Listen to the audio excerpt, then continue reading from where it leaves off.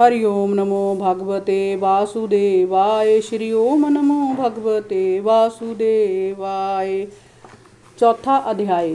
राजा परीक्षित ने श्री सुखदेव जी से कहा, श्री सुखदेव जी, आपकी वाणी हमारे हृदय को मधुर रस से भर देने वाली है। आप भगवान श्री कृष्ण के परम भक्त हैं। आप आत्म विशारद और ज्ञान के भंडार हैं। आप कृपया हमें श्री कृष्ण का अद्भुत रसामृत प्रदान करने वाला कथानक सुनाइए।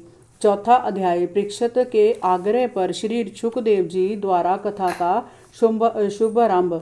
श्री सुखदेव जी ने कहा, राजन, भगवान पुरुषोत्तम श्री कृष्ण के चरण कमलों में मैं बार बार नमन करता हूँ। वे संसार की उत्पत्ति, स्थिति और प्रलय के कारण है। संसार में व्यापत तीन गुणों सत्व, रज और तम के वे नियामक हैं। वे ही ब्रह्मा, विष्णु और शंकर का रूप धारण कर अभ्यक्त होते हैं। वे सच्चिदानंद स्वरूप भगवान समस्त चर अचर प्राणियों के हृदय में अव्यक्त रूप से विराजमान है। उनका दिव्य स्वरूप इन भौतिक आँखों से नहीं देखा जा सकता और ना मनुष्य अपनी बुद्धि से उन्हें उपलब्ध ही कर सकता है। वे अनंत हैं और उनकी महिमा भी अनंत है।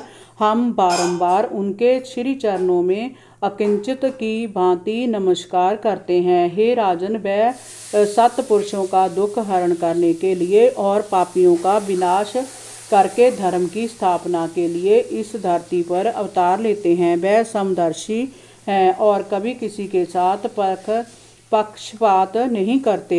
वे अत्यंत भक्त वत्सल हैं। हठ पूर्वक और भक्ति के बिना कोई उनकी छाया तक को स्पर्श नहीं कर सकता। वे अत्यंत ऐश्वर्य से युक्त होकर भी अपने ब्रह्म स्वरूप वैकुंठ धाम में विहार करते हैं। ऐसे श्री कृष्ण भगवान को मैं बार बार नमन करता हूँ, जिनका कीर्तन, स्मरण, दर्शन, वंदन, श्रवण और पूजा जीवों के पाप कर्मों को तत्काल नष्ट कर देती है। उन पुण्य कीर्ति भगवान श्री कृष्ण को मैं बार बार नमस्कार करता हूँ। विवेकी पुरुष जिनके चरण कमलों की शरण देकर संसारिक मोह माया के बंधनों को त्याग कर परम पद प्राप्त कर लेते हैं। बड़े तपस्वी, दानी, यशस्वी, मानसवी, सदाचारी, मंत्रवेता और जोगीजन अपनी अपनी साधनाओं को जिनके चरण कमलों में अर्पित कर देते हैं। हरि ओम नमो भगवते वासुदेवाय। श्री ओम नमो भगवते वासुदेवाय।